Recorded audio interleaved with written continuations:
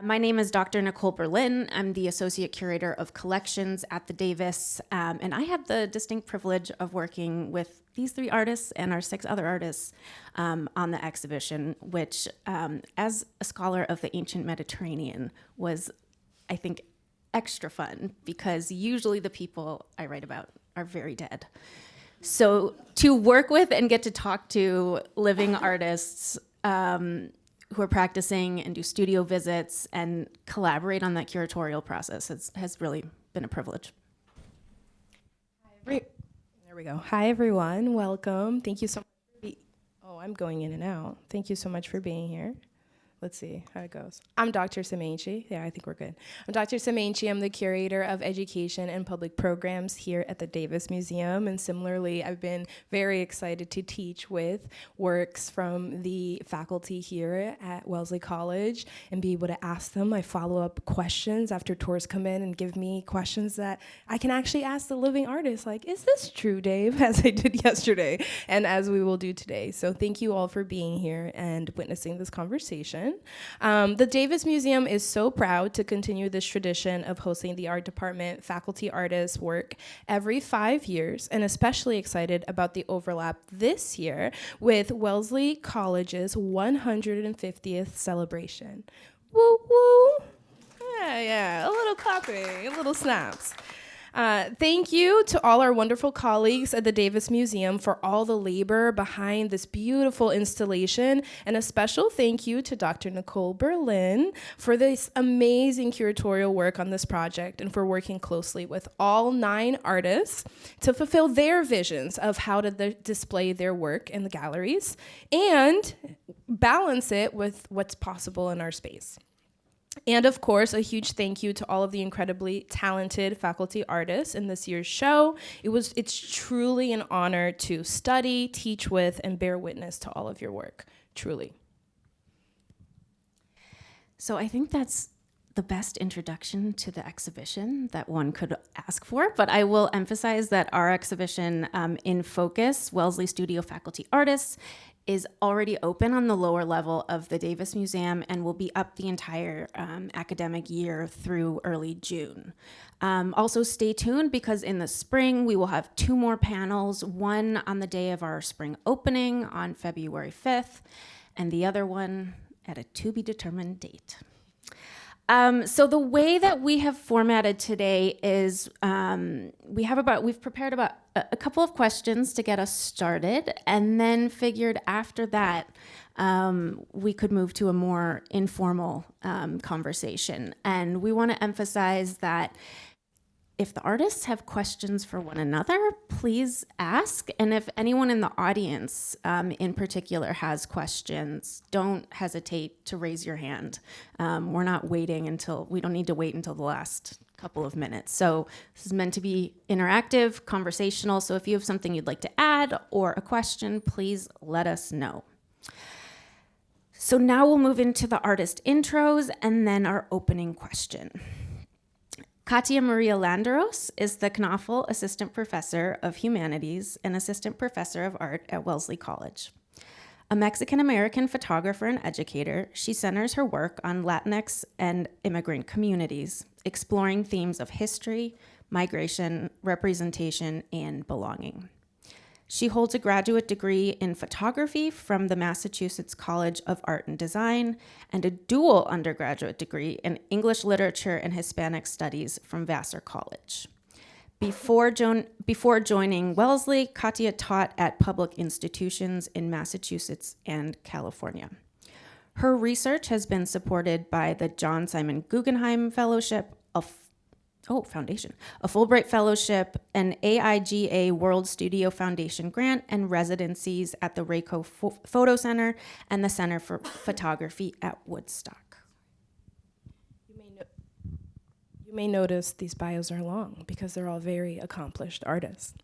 Andrew Mowbray is senior lecturer in art at Wellesley College, where he also serves as director of 3D arts.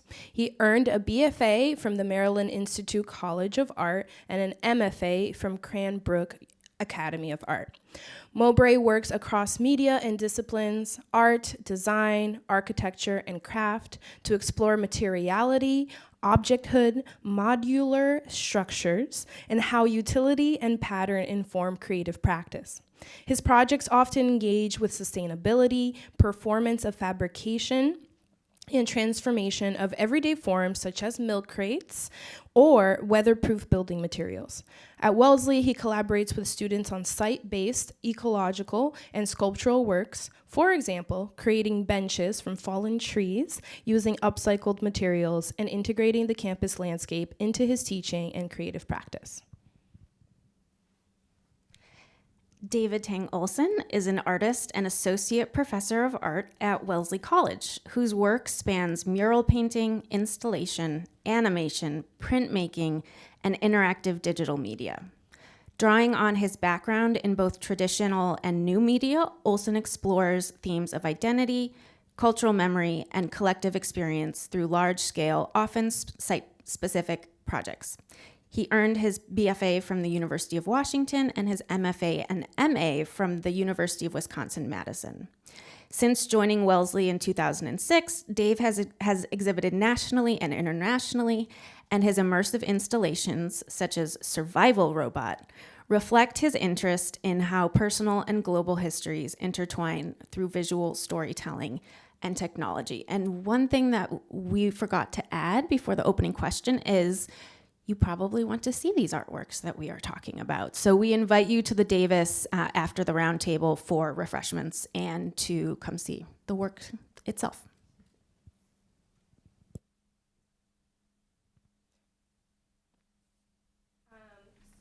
So our opening question is, could you please share a bit more about your practice and approach to art making? This goes for everyone. Okay. So I can tell you that I work with very traditional photographic media, and this is a point of pride in my own practice. I learned from really very traditional photographers that were groundbreaking in their own way, within their own tools, but I use large format cameras. For those of you that do not know what that is, it's a camera that is a box camera with bellows, and you focus with a focusing cloth, and everything is upside down and in reverse. I use black and white film and color negative film. When I was in California, I still had a darkroom. I don't have one out here in Massachusetts, but I really love the craft of photography. I do not think that craft is a dirty word. And I like working slowly. I like working in communities that I know. And if I don't know them, then photography allows me to have this entry point in entering a community and getting to know people and work with them with these very slow cameras. So most recently, I think that my practice has sort of shifted. This probably happened after the pandemic, but it has shifted a lot more into collaborative work and trying to work more with communities and in community engaged work.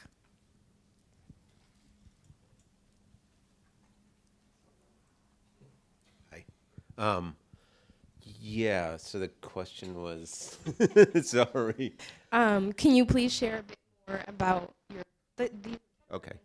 noticing? Yeah. About your practice and your approach to art making. I would say that shifts with whatever project where my work's project-based, but the milk crates that I have in the show are real kind of a fascination that I have with utility and objects that are not from this higher echelon of the way we might think of objects and have a certain sense of utility. So I've been really fascinated by those and how I sort of see them floating through different environments and being, serving different people in different ways. So I like that functional aspect in that they can be here in the Davis Museum and be art that maybe references other artworks like the Andy Warhol Brillo boxes, or they can go somewhere else and literally if the show comes down, they could be used by somebody as a footstool. I think that's really interesting. Objects that can exist in two different places and serve different sort of modes, either aesthetic or functional. So a lot of the work that I did for this show was really about conversations, both like a conversation that I was having with my daughter, who I collaborated with, but then also we both were. I've been in Marisol Escobar for a long time, just because I feel like her work was highly overlooked, and right now I feel like it's completely relevant in relationship to craft and pattern. It's freestanding sculpture, which there's so little of. And then a whole bunch of other stuff seeped in relationship to everything that's going on in the world and families and conversations and politics. And so that kind of all just came into the work that I have in the show. And I don't know if it's like too much, but I just couldn't sort of let it go. So I've been thinking a lot about certain things with this work. And then the curation, I just kind of, I've been so interested in the sort of conversation that I've been having with both Marisol and my daughter and Warhol, and so Nikki did the installation. I was just like, have at it. I had it all set up, and it was kind of, and Nikki came in and I'm just like, what do you think? And you kind of shook your head, and I think you did a great job. Thank you. I'm very happy with that. So, but I think that's in the sort of spirit of these objects too, is that they can move around and do different things. So thank you. So yeah, so everyone's so articulate. Mine's about like survival. So in the sense that like I'm just trying to survive from day to day. I have two kids that are, 11 years old, and ever since they were born, my entire art practice has like shifted entirely backwards. So back in the day, I would just spend all night working, and day after day, like coming up with ideas and like work through projects like through hours of just like continuous work. When I had kids, I had to change entirely to a 10-minute every once in a while kind of like practice. But because I had spent so many years, working in this like just working a lot, I found that I can really, really kind of trust my own instincts. So a lot of what I do is like improvised and just kind of like just trusting like what years and years of experience like has given me. I will say there's a few things that I do like really, really hold dear to me as far as my practice, and that's like actually Samara's here. Samara and I, we actually have like a weekly Zoom meeting every Thursday for like the past 5 years, where we sit for hours on end with each other all across the U.S. and we just work on artwork together.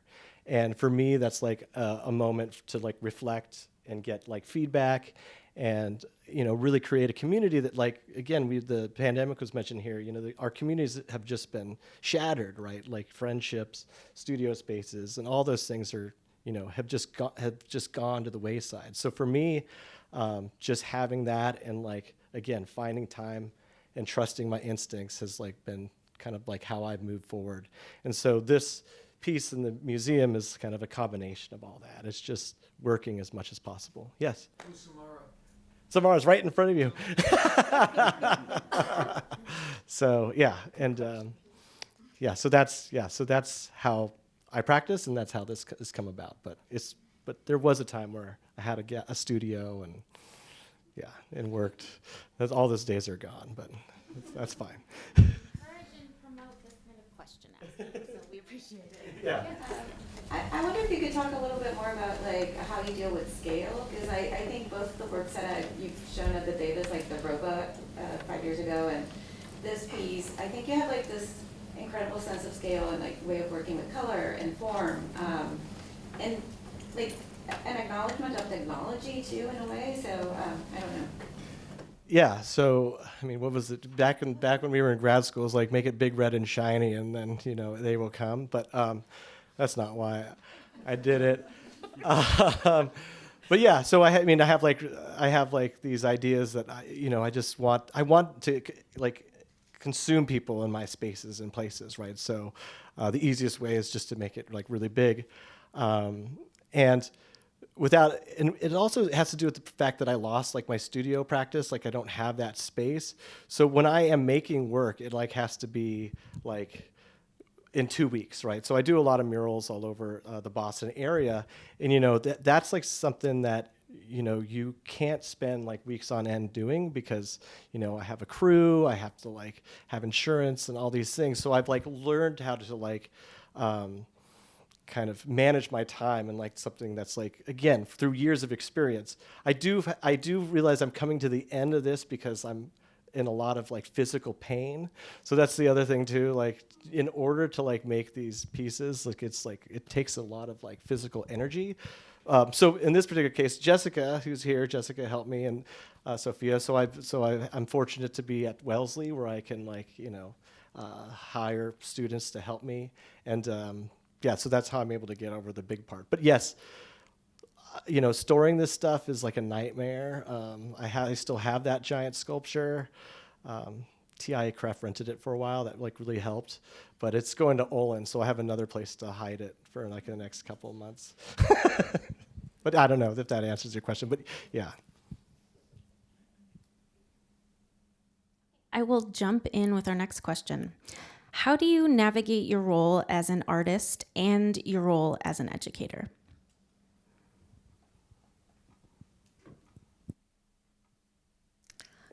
I'm going to joke, I don't. It's hard. And I think, well, no, it's not. It's not hard. It's probably harder to juggle being a parent and an artist and an educator. Like, those three things are really hard. But I am so thankful that I get to be an educator. And the reason for that is that I never, when I envisioned myself being a photographer, it always came hand in hand with teaching.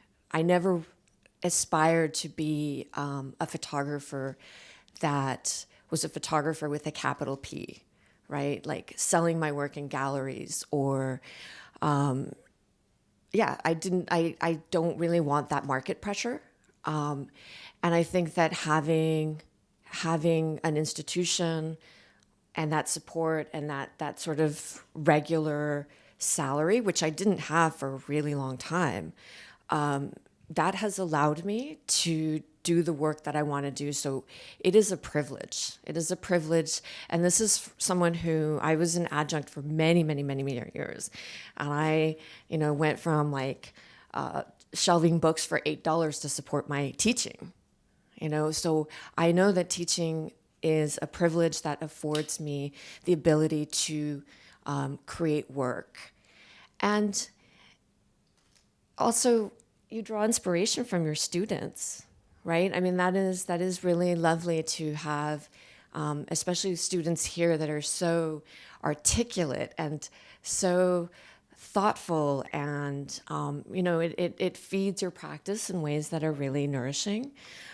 So I joke that, but it's hard, it's hard because the demands of time. My mom says this beautiful thing that also makes me break into a cold sweat, that even the angels, well, she says it in Spanish, so it sounds nicer, but hasta los ángeles lloran por el tiempo perdido. And it's how time is like the one thing that we don't have enough of, right? This is work and teaching balance kind of thing. Is that? Well, I always wanted to live in a commune. And so I've lived on Wellesley campus now for 20 years, and it's a commune kind of, and so there is like the life and work balance is like really blurred for me. I mean, I'm here every day because I live here and teach here. And again, I agree with everything. All the students, you're so inspiring. You make me think about things in ways that I never thought before. And I'll say that specifically about Wellesley. When I came here, I had like an education that was at these like large institutions. They were like very male, white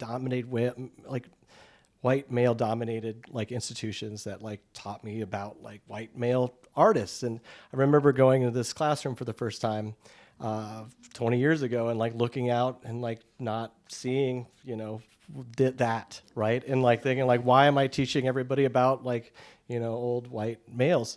And so, you students have all changed me, who I am and how I think about everything. And again, it's like I live here and I don't like it's just like totally blurred. I mean, you guys see it. My kids get out of school and then they run into the media arts lab and play games illegally and steal like as much candy from the art office as possible. They always wanted my office to grab fruit snacks. Oh man, yeah, I'm too close to this place.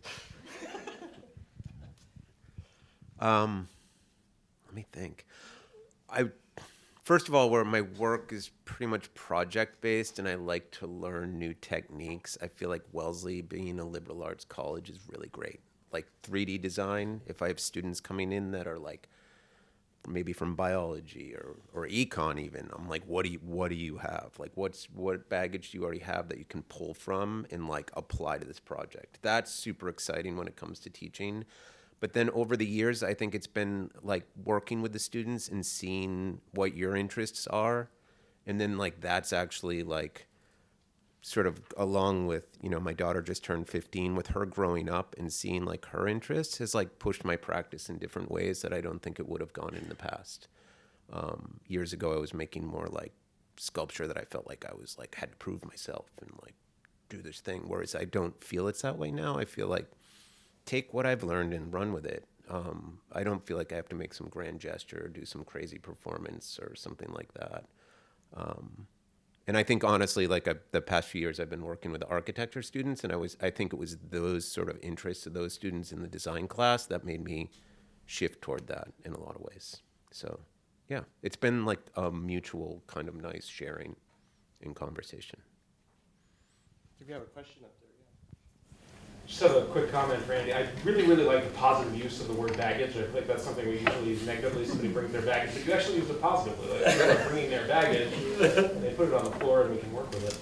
I just have a quick question for Kathya. Your photographs do this beautiful thing of being really, really close to everyday life and really earthy. But yet at the same time, there's a kind of monumentality to it, particularly these roads that are going off into the distance. So it seems like they're operating on multiple levels, like really grand, almost cosmic levels. At the same time, they're at this super earthy level.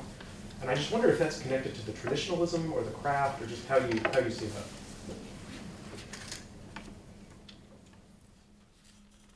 I don't know, but thank you for that assessment or that reading of the work. I do think that the large format and working with larger negatives, it does render space very differently. When I was in graduate school, one of my mentors, who unfortunately had a fall from grace, but he was he is an incredible photographer, and he worked with 8x10 and 11x14 negatives. So if you can imagine working with a single piece of film. And the incredible thing about this is that he photographed with the fluidity of a street photographer. And what am I trying to say? I think optically too that working with these longer lenses, it does describe space very differently. And I've had these discussions with some of my former colleagues, because a lot of them have transitioned over to digital, and they say, well, it's the same thing. It's not the same thing. It is not the same thing. And I'll leave it at that. Can I follow up on that question? Yes.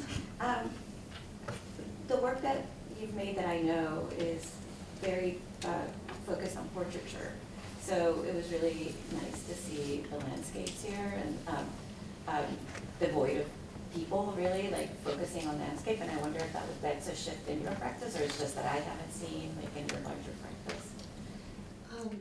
Yeah, so the question is, I usually do a lot of portraiture and portraits of people in the landscape, because I think that that's really what the work is about how a place influences people and vice versa. I think this is the result of two things. It's the result of post-pandemic and the politics of our current state. People, I think, are feeling much more vulnerable, and I photograph in Latinx communities. And I think people, after the pandemic, and especially now, like, it is very hard to go into a community and ask people to be photographed. There's something very vulnerable about that. So I think that is the shift. But I also think that this is at a very, very beginning stage. Like when I spoke to Dr. Berlin, I had just come back from leave, and the work had just been like scanned. And, I think I presented like 3 different projects. So it's a new community for me, and I tend to work slow, and I don't think that I would ever go into a community and impose myself, so it felt like it was a community that I was going into, and it was very exploratory. So there's a little bit of like a reserve of not imposing myself on this community. Thank you. Just a follow-up on that. How do you decide what communities you're wanting to explore in your photographs? So there's a backstory to this, and then I'll let other people talk. But this community is Miami. It's pronounced Miami, but spelled Miami in Arizona, and it's very close to Phoenix. It's actually where my ancestors are from. So I had grown up with this sort of, it was almost like folklore, right? Like that once upon a time, my second great-grandfather and my great-grandmother lived in this mountain area where it was a copper mining region. This town had been formed by copper mines in 1906. And they were fairly successful. I mean, not just in terms of both being miners, but they also owned a bakery and a sundry store. And then they were there for about, 20-something years. My grandmother was the only one that was not a U.S. citizen because she had been baptized in Mexico. And then during the Great Depression, people were forcibly repatriated. And this was something that like my great-grandmother had told me, my grandmother had told me, and my mother had told me. But throughout those generations, it had been sort of like watered down, right? And I remember, so that was the seed of interest there. It was like, I want to go see where this town is. I want to learn about it. And through historical records, I found where their business was. I found where their homes were. And I found the records of people being repatriated because of the economic dip of the time, And then years later, after World War II, my grandfather was brought back to the United States to be a bracero, which was a farm worker. And all of this was facilitated by the railroads. So this is part of our history of this country, that a lot of Latina laborers have been brought here to work, and then they get sent back when it's politically not, when it's not politically not in fashion anymore. But it was a very painful thing. And there's some things there that I'm kind of glossing over. And I remember asking my mom, well, do you have the address? It's like they didn't have the records. They didn't really remember or want to talk about it. So I went back and I found the records, and it's been really exciting because I've even found all the migration records where they came in, where they were drafted. So this has been a big historical research project for me as well. Thank you for those questions. I mean, y'all are doing great. So please keep them coming. That was a perfect segue to where we're going next, which was telling us a little bit more about your inspiration for your specific works that are in the show, and how did you decide which works would go into this exhibition? So I think Kathya has and I don't think this mic likes me. I'll go. So I've, as I said, I have been fascinated by milk crates, and I've I've done a lot of research into them. You can actually find the month and the year every milk crate was created. or built, and the originator of this square size that I have in the show never patented it. So it's this like really fascinating thing that like everybody sort of follows these rules and parameters, these different corporations, but at the same time, like nobody owns the sort of rights to those dimensions. And then the patterns themselves are more of almost like a tartan, or like it could seem as like a plaid or a symbol for corporations to know that like that's my color and that's my milk crate. And then I'm really interested in them because like literally on the side, if you misuse them, you can be punished by law. So that's kind of what started me making my own milk crates. I was like, hell yeah, I'm just gonna make my own milk crates. But there was something about me making my own and then those working with others and all of these being able to work together to potentially create something larger. And this is like why I like quilting too, is like little remnants of things that really might not have a value that can go together and become something larger, I think is really good. Like I like that concept of things just following basic rules, which I think more people could do these days, and then like getting together to create something larger. So that's the essence of my milk crates. And then those, again, that form has been used in different projects. Like there's some, I did a project at the Fruitlands Museum in Harvard, Massachusetts, and that was inspired by shaker aesthetics and building techniques, the ones with a little chair tape on the top, and the different shaker communities and the way they work together, both in commerce and aesthetics. So each one of those represents a different shaker community. But really, these are about all the milk crates getting together. Like even the shakers don't like live out in their own. They would still have to do commerce with the outside world. So I see these as like representing all different, spanning all different sort of like time and in place and people even, and being able to work together. Like when I think of these, I really think of the human body. And these as like a functional object, but they're humble in a lot of ways too, because when you sit in them, you're like, your stature is not one. The two stack though, I like really love, and that's what I use sewing in my studio. It's like the perfect height. They're movable around. So that's what started it. And then I was like, well, faculty show, maybe I'll do some new work. And then my wife was away, having a rough life, teaching a Maymester in Venice for the month of May. And my daughter was around. So I had been reading this book on Marisol, which she picked up. And that was when it dawned on me. I was like, wow, your drawing's like kind of similar to her, and like your mark making and stuff. And she became fascinated and was like, oh, like her mom died when she was 14. And we both started like reading and like working on it together. And then I suggested to her, would you like to do some drawings? And then she suggested like, well, why don't I do each member of our family? And so each crate represents one of us. And then we used the patterns that exist in Marisol's The Family for that. But I was also interested in, it just kind of corresponded with the Brillo boxes that we had, or the Brillo box and the Campbell soup box done by Warhol. And that kind of dovetailed really well because those two were both pop artists, but Marisol was like far more complex in a lot of ways and more interesting and a lot more political. So I was interested in that conversation and that dialogue between the two, the one between my daughter and I, Marisol's like relationship with her family and my daughter being of this age. So it was like, it just all seemed to come together, even though it was a lot of reference points. It worked well. So that's a little bit of it, but. And then I learned a lot through the process too. I came into it like having I've always flip-flopped with Andy Warhol's work, and I was like really critical of like who he was borrowing from, because I was thinking a lot about like, who am I borrowing from? What's that conversation?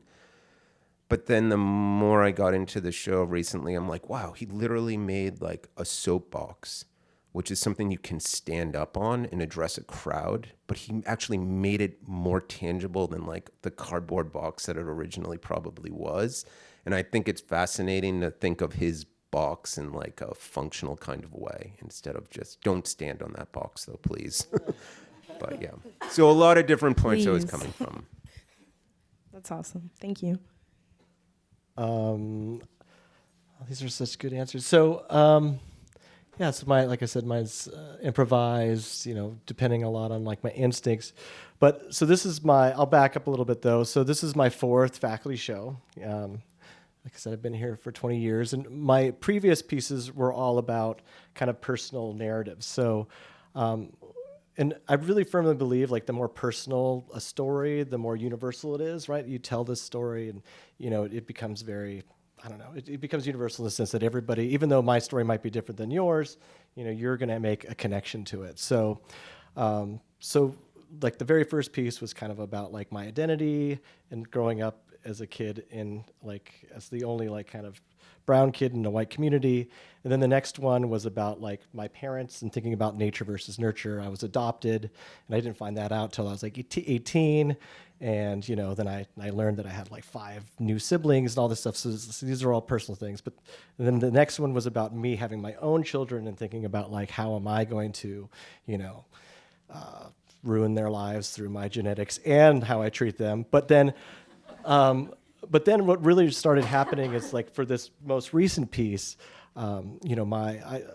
people know this, but I've had my father passed away recently, and I've been thinking a lot about, my childhood again. So it's like a big cycle. And when when your parent dies, you go through all these things that they kept, and you like see like, oh my God, this person like loved me so much, just like I love my children so much. So it's like this, again, you see this cycle.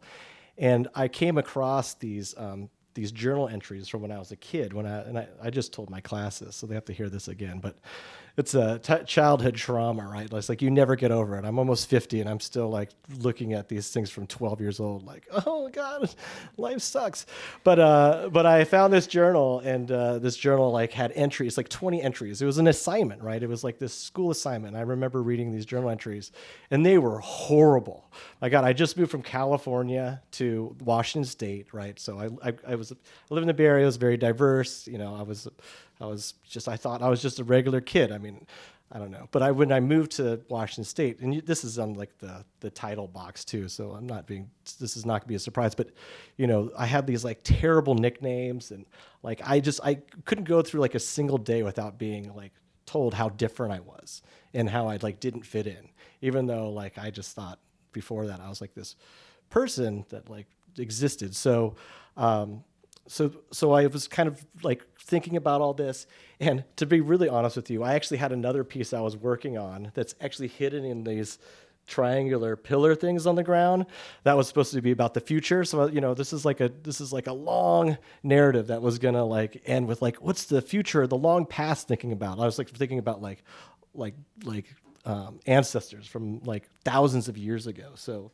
But again, that'll be for the next show.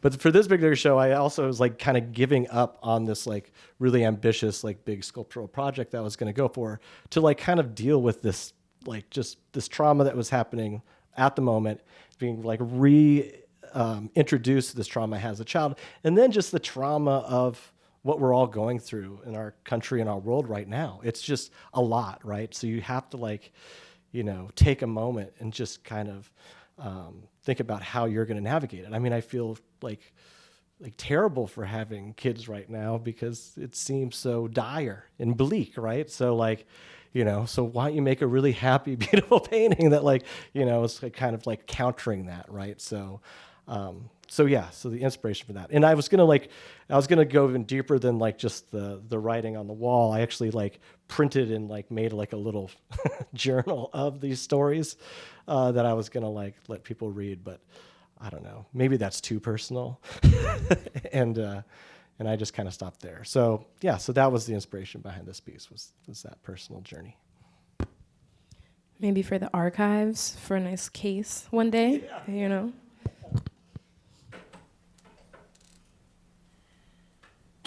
So our final question, and I think you all have touched on this, have at least touched on this, if not said quite a bit about it, but can you speak to or expand on your relationship to selecting and working with the materials specifically in your practice?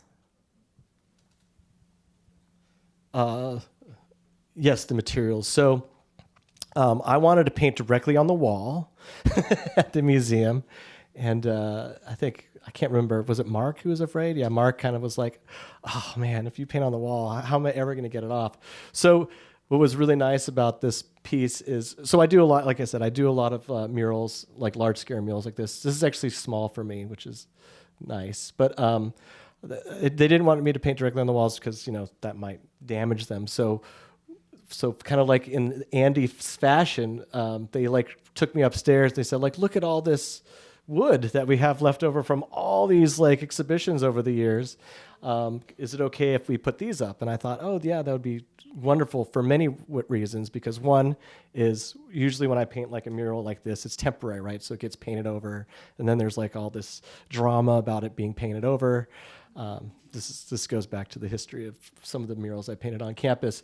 So I have this material and I'm able to paint on it. And actually what I love about it is like, you know, it gives me something to react to, right? Like the worst thing in the world is like a wall that's like freshly painted and has like no history or no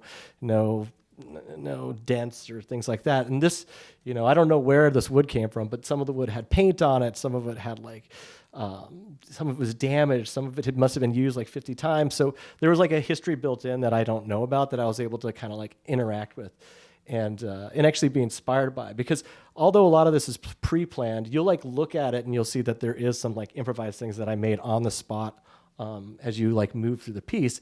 And some of those are influenced by like the actual, you know, material itself. So you see like there's like little branches of wood. I was like, oh, look at this poor tree turned into a piece of plywood, but you know, I'm going to draw its little branchy cousin. And so there's things like that kind of built in. And then, and then everything else is just latex and enamel and paint. Oh, and that little river of paintings too up there, you know, if you go in there, there's like these little tiny pieces. Those are all kind of like little sketches that also are kind of interpolated into it. So yeah, so that's how the materials were just given to me. So that's what I used. But I really like the wood. All right. Okay. So mostly found wood, and then milk crates.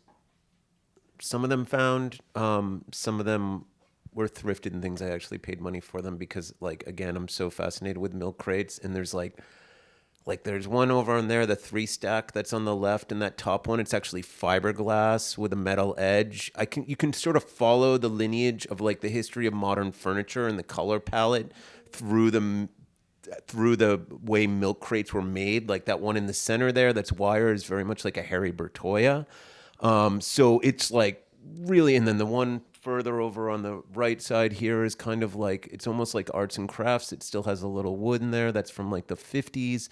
So when I find one that's like doing that Darwin moment of the finch with like the curved beak, that I'm like, oh my gosh, this one's plastic, but it has a metal edge. Like I totally geek out, and my wife's like thinks I'm crazy.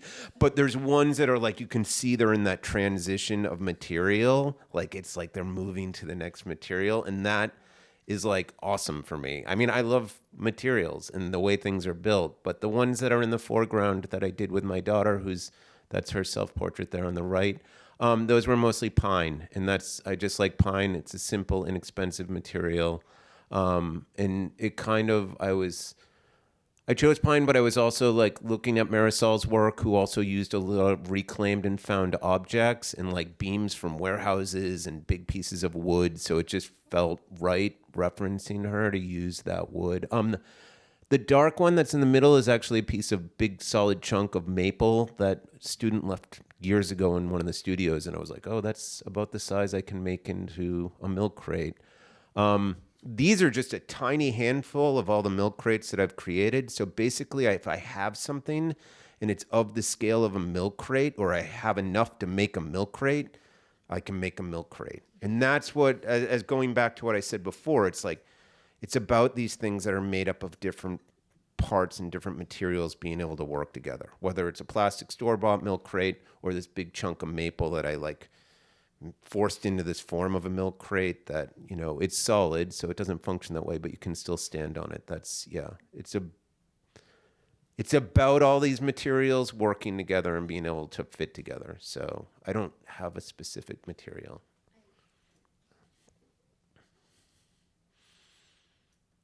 So when we were installing and like moving crates around, you mentioned the brick crate.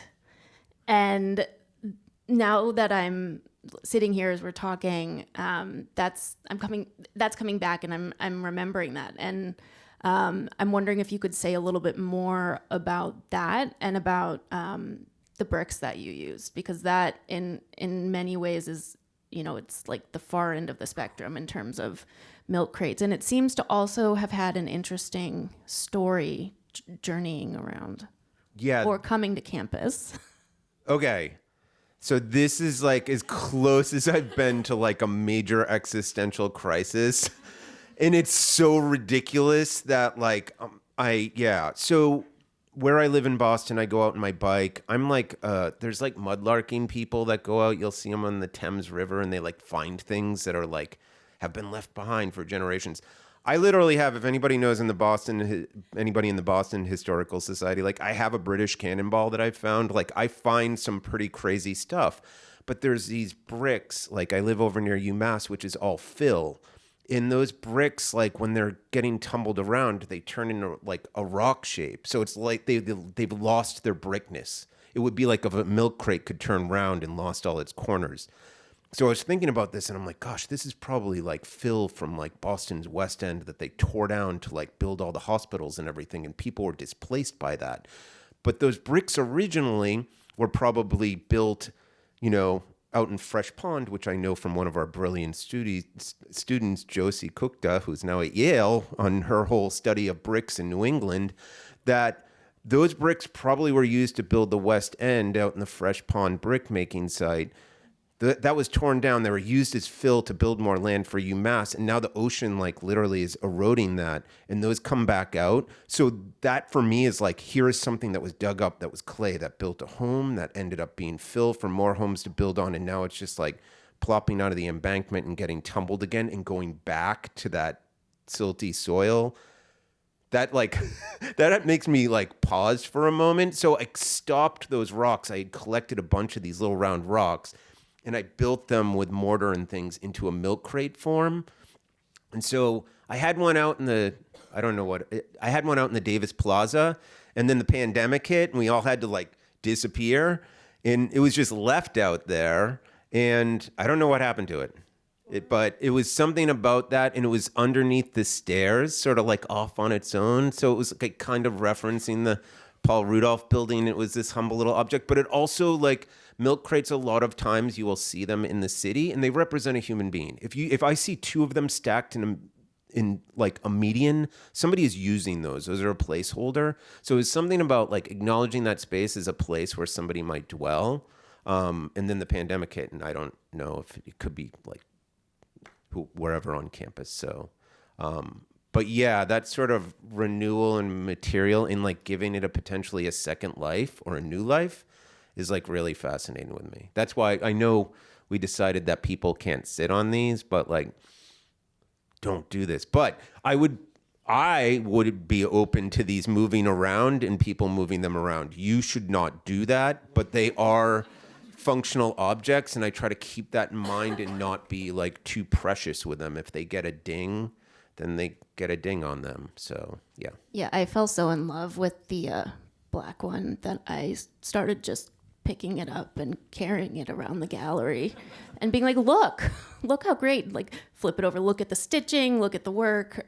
So I'm sure many people would like to move them around, but please do not. But as the artist, of course, if you would like to move things around, please do. Also, thank you for speaking about the bricks. I had sort of heard that story and was curious about it, and the layers of time are really interesting and sort of give that new meaning. And if anyone has seen That's what I was going to say. that brick crate, Anyone has the whereabouts? there is no reward. Contact Is there a Andrew. reward? There might be. I mean, kidding. if you find it, just let me know. We'll figure out something. Yeah. Yeah. I don't need it back. I have more of them. And if anything, it's like moving on to whatever else whatever life it has beyond this. I mean, these like sometimes when I'm out riding my bike too, there's like one that washed up. Which they blow, they land in the ocean. I'm always fascinated by like how people use them. When ages ago, I was like, I'm going to collect all the different patterns. It is absolutely impossible. I bought like over a dozen new ones and I would go to artist studios that I know and I'm like, hey, how about I give you a fresh new milk crate and I'll take that one that you have all those brushes stored in. And I know Genevieve, a lot of painters use them to prop paintings up. So I've seen some in your posts that I'm like, we got to talk.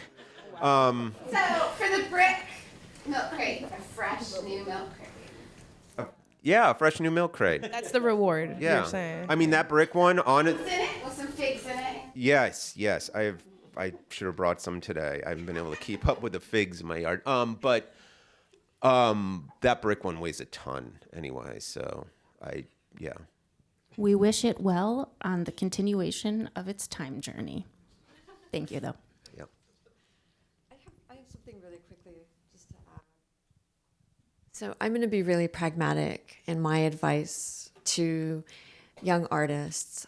And it's something that I do in my own practice. And I only use materials that I can actually do at home. So this is why I do not print really large, because I do not have the money to have someone, dry mount that and frame it. I am a one-person band here. If I'm going to photograph, I'm going to develop my film, oftentimes in my bathroom, because I don't have a darkroom anymore. So it has to be self-contained. And I think that is, as young artists, that is so important, that whatever you do, you have to be able to maintain it.